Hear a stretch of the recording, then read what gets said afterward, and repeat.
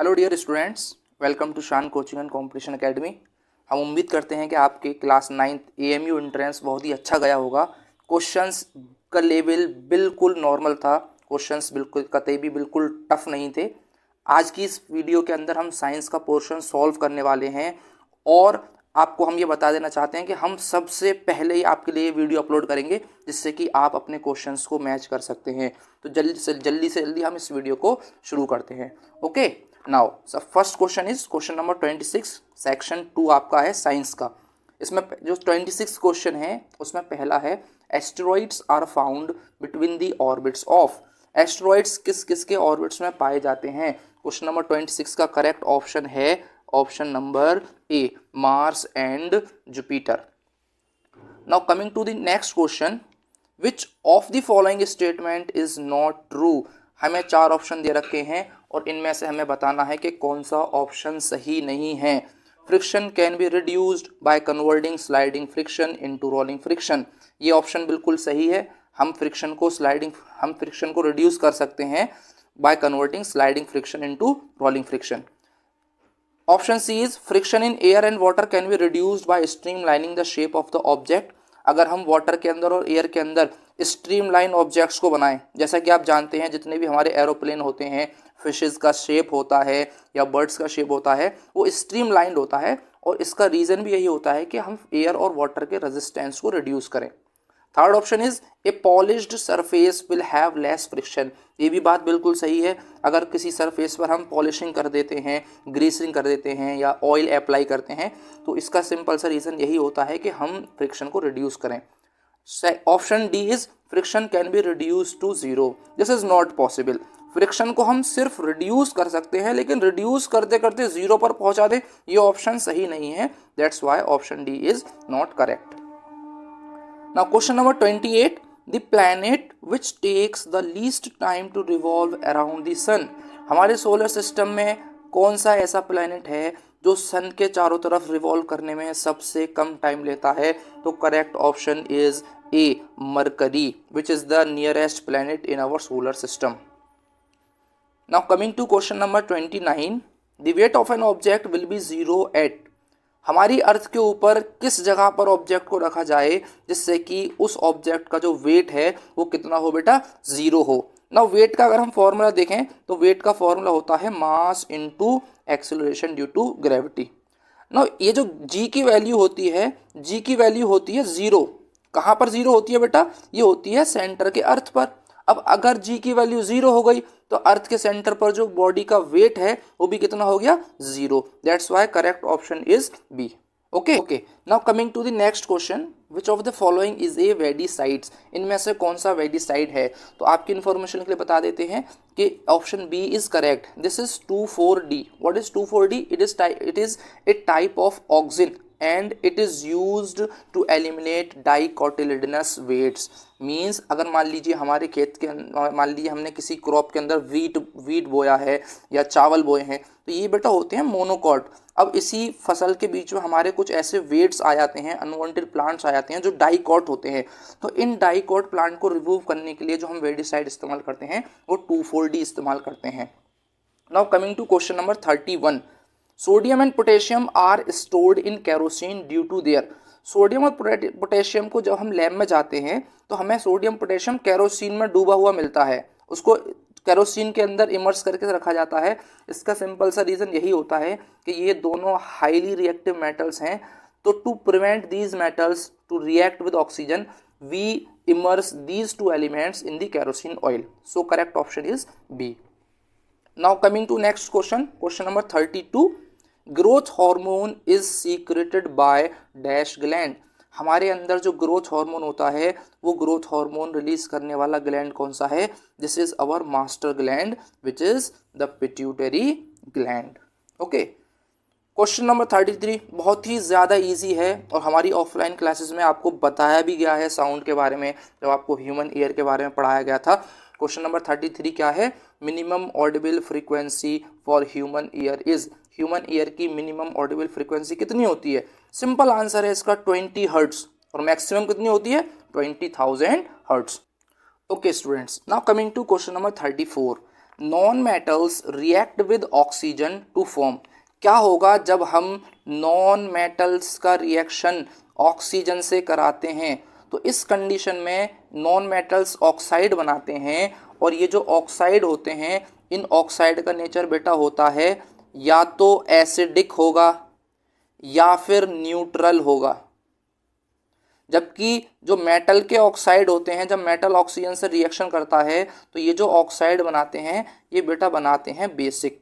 जैसे अगर इसमें आपको ऑप्शन, इसमें न्यूट्रल जो मैंने कहा है, न्यूट्रल इसलिए कहा है, मान लीजिए एक नॉन मेटल है हमारा कार्बन, और कार्बन जब ऑक्सीजन से रिएक्शन करता है तो इसका ऑक्साइड होता है बेटा कार्बन डाइऑक्साइड, जो कि हमारा कैसा होता है? न्यूट्रल। तो नॉन मेटल के ऑक्साइड आपके एसिडिक भी हो सकते हैं और न्यूट्रल भी हो सकते हैं। That's why correct option is A. Now coming to question number 35, which of the following occurs during lightning. जिस वक्त लाइटनिंग होती है उस वक्त क्या प्रोसेस हो सकता है? तो जब हमने आपको नाइट्रोजन साइकिल पढ़ाई थी, तो नाइट्रोजन साइकिल में जो नाइट्रोजन फिक्सेशन था, उसमें नाइट्रोजन फिक्सेशन का एक रीजन था lightning. That's why lightning can cause nitrogen fixation. Now coming to question number 36, the pores in the bread is due to gas bubbles of। जिस वक्त हम ब्रेड बनाते हैं बेटा, ब्रेड किससे बनाते हैं? हम इस्तेमाल करते हैं ईस्ट।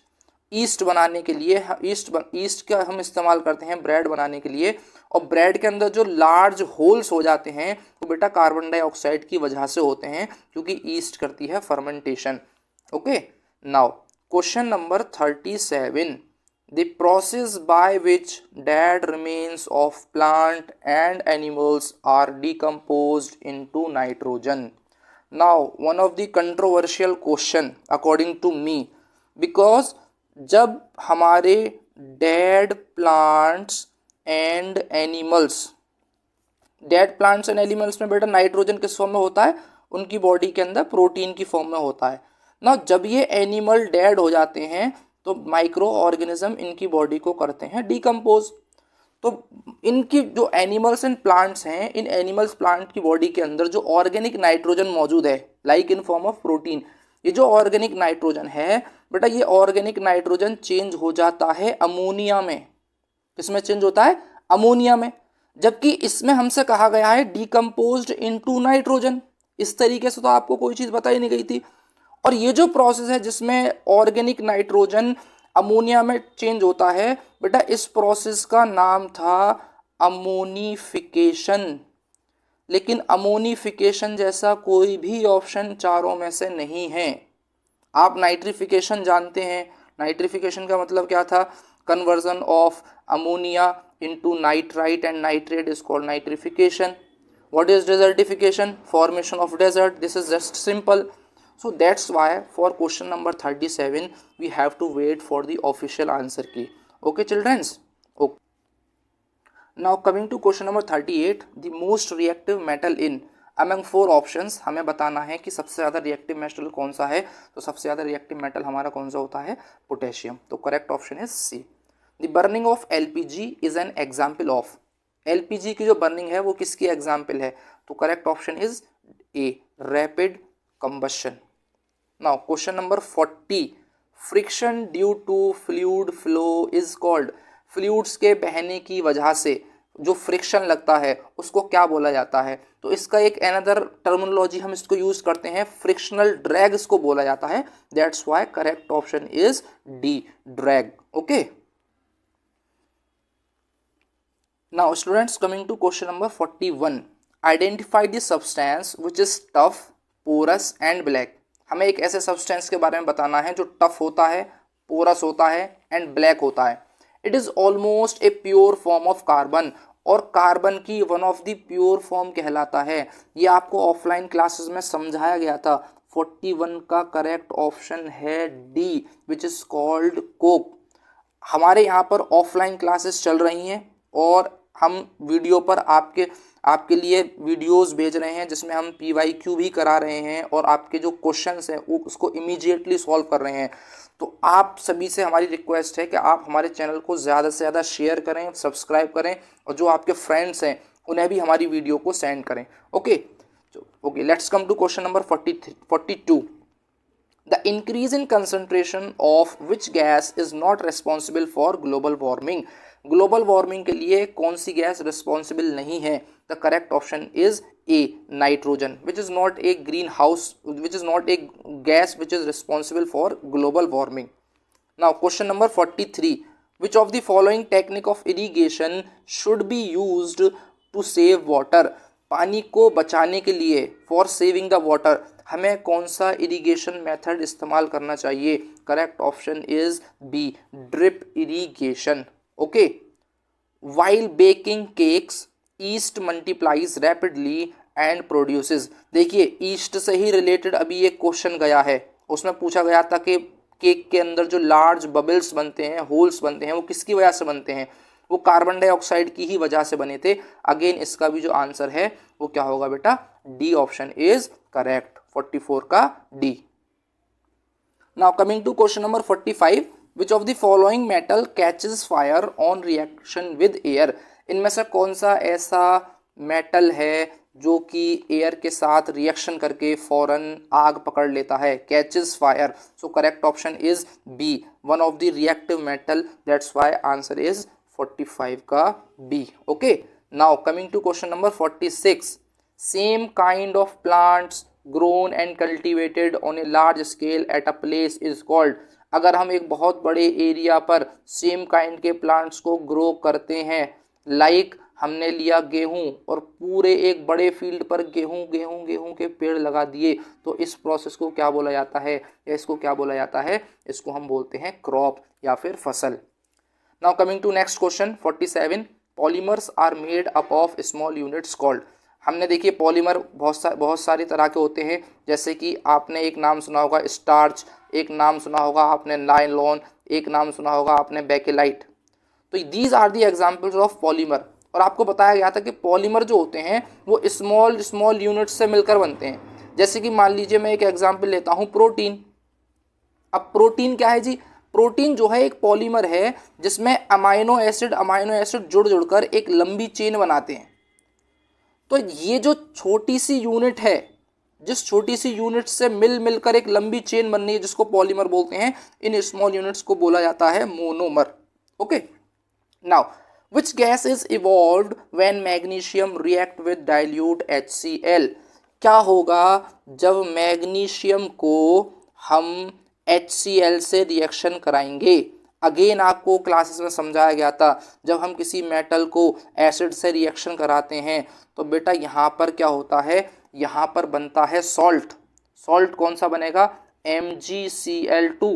और यहाँ से कौन सी गैस इवॉल्व होगी? Hydrogen gas. So correct option is D.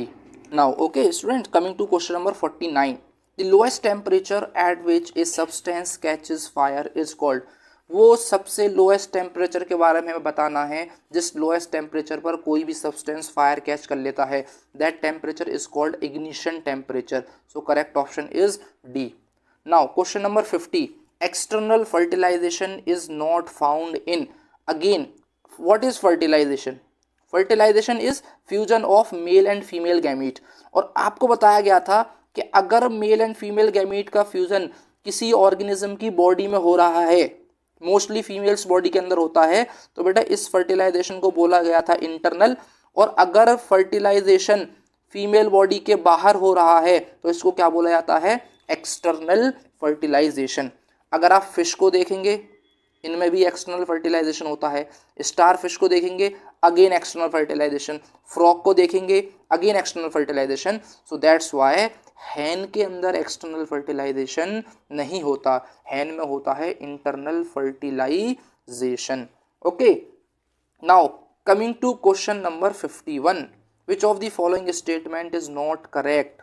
इसको गौर से देखिए, नॉट करेक्ट बोल रहा है, मतलब नॉट करेक्ट मतलब गलत है। Okay, friction acts on both the surface. ये बिल्कुल बात सही है। अगर दो सरफेस एक दूसरे के कांटेक्ट में आते हैं और एक दूसरे के अगेंस्ट मूव करते हैं तो फ्रिक्शन फोर्स दोनों ही सरफेसेस पर लगेगी। Second option is static friction is less than sliding friction. No, it's not correct, it's false. What is static friction? अगर मान लीजिए कोई ऑब्जेक्ट है जो कि रुका हुआ है और एक ऑब्जेक्ट है जो कि मोशन कर रहा है, तो जो रुका हुआ ऑब्जेक्ट है बेटा, इस ऑब्जेक्ट को मोशन कराने के लिए हमें एक्स्ट्रा फोर्स देनी पड़ेगी। तो जो ऑब्जेक्ट रुका हुआ है इसमें स्टैटिक फ्रिक्शन है, दैट्स वाई स्टैटिक फ्रिक्शन ज़्यादा होगा। स्टैटिक फ्रिक्शन जब ज़्यादा होगा तो ये ऑप्शन हमसे क्या कह रहा है, static friction is less than sliding friction, तो that's why this option is wrong. Okay, now coming to question number 52, the device used to test the charge on an object is. किसी object के ऊपर हमें अगर पता लगाना है कि चार्ज है तो इसके लिए हम किस डिवाइस का यूज़ करते हैं बेटा, इस डिवाइस का यूज़ करते हैं electroscope. Okay okay students, coming to question number 53, the impression of an image persist on the retina for about. देखिए जब हम किसी ऑब्जेक्ट को देखते हैं, हमने कोई ऑब्जेक्ट देखा तो उस ऑब्जेक्ट की इमेज कुछ देर के लिए हमारी रेटिना पर बनी रहती है। तो वो जो इमेज का परसिस्टेंस है वो कितनी देर के लिए रहता है, ये बेटा 1 सेकंड के 16th पार्ट, मतलब 1/16th part of a second. So correct option is A. Now coming to the question number 54, again ये भी क्वेश्चन हमारा आई से रिलेटेड है। इस क्वेश्चन में क्या पूछा गया है बेटा, ये है हमारी आई, ये हमारी आई के अंदर रेटिना है और बेटा यहाँ से निकलती है हमारी ऑप्टिक नर्व। तो हमसे पूछा गया है the junction of optic nerve and the retina, मतलब वो पॉइंट जहाँ पर ऑप्टिक नर्व और रेटिना फ्यूज करते हैं या जंक्शन होता है उसको क्या बोला जाता है बेटा, इसको बोला जाता है blind spot. Now coming to question number 55, which amongst the following is responsible for acid rain? इनमें से कौन कौन सी गैसेस ऐसी हैं जो कि एसिड रेन का कॉज हैं। अगेन 55 का जो करेक्ट ऑप्शन है वो बेटा सल्फर और नाइट्रोजन के ऑक्साइड की वजह से एसिड रेन होती है, that's why correct option is C. I hope that कि आपका एग्जाम अच्छा रहा होगा और आप हमारी वीडियो से क्वेश्चंस के जो आंसर्स हैं उन्हें चेक कर सकते हैं। And next thing is that हमारे यहाँ पर ऑफलाइन क्लासेस चल रही हैं शान कोचिंग एंड कंपटीशन एकेडमी में, और मैं ताहिर खान हूँ ICMR JRF क्वालिफाइड। सो यहाँ पर हमारे पास well experienced and well exams qualified teachers हैं। यहाँ पर हमारे शान सर हैं जो कि मैथ्स की फैकल्टी हैं। तो आपको अगर ये वीडियो अच्छा लगे तो आप इस वीडियो को ज़्यादा से ज़्यादा लाइक करें, शेयर करें। Thank you.